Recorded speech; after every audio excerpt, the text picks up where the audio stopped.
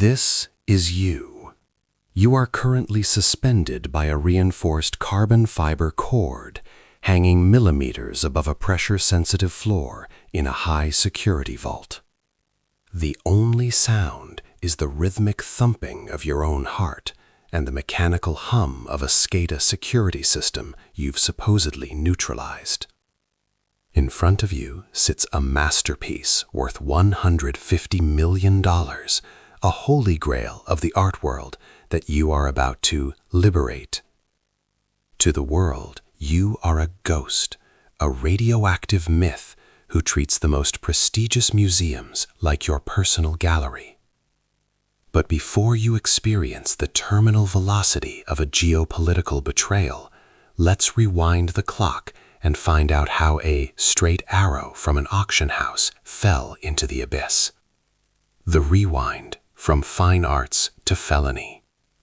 10 years ago, you were at the peak of the intellectual elite, a brilliant researcher with a flawless logic for art history. But you quickly realized a sobering truth.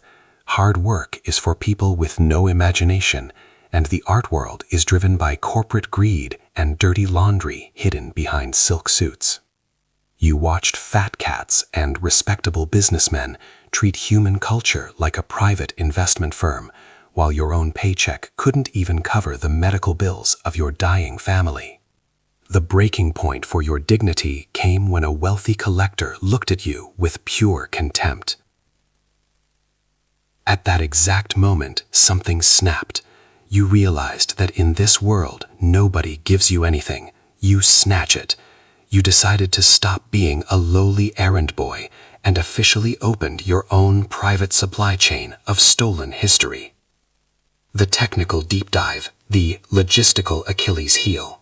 To be the most successful thief in history, you don't just steal, you perform a masterpiece of tactical execution. You've mastered the logistical Achilles heel of the security industry. Social engineering. Humans are always the weakest link in any security system. You don't hack the vault first.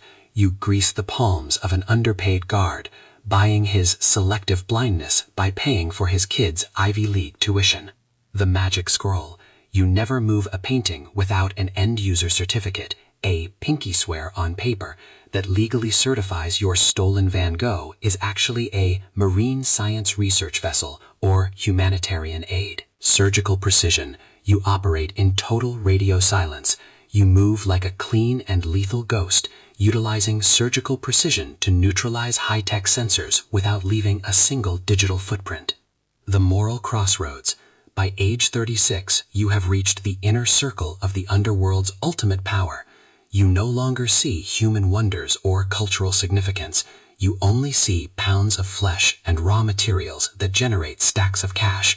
You've built a terrifying reputation as an untouchable kingpin who mediates between rival factions of billionaire collectors.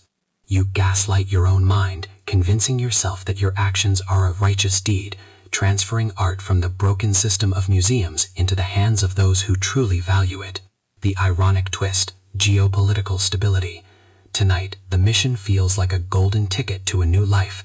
You've successfully failed your way to absolute victory for a decade, always staying one step ahead.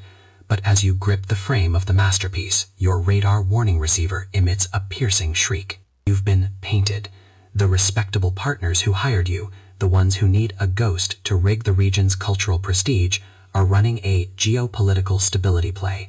They don't want the art. They need a fall guy to take the sins of the elite to a federal maximum security cell. As the blinding light of the SWAT team's flashlights flood the vault, you realize with a dark, cynical respect that you are just a pawn on the board.